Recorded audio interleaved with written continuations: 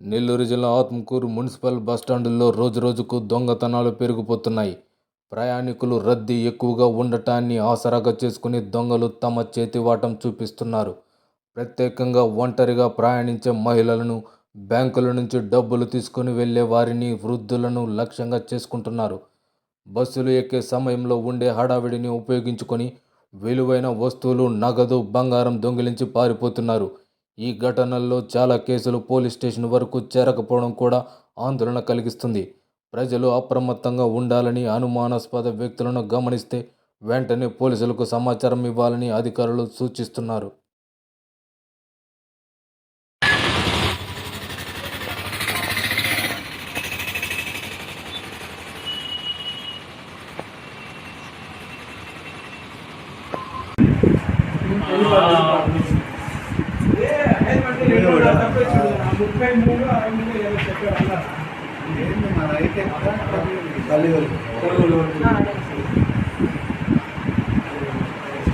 వస్తాడు కదా, ఇప్పుడు వస్తాడు కదా.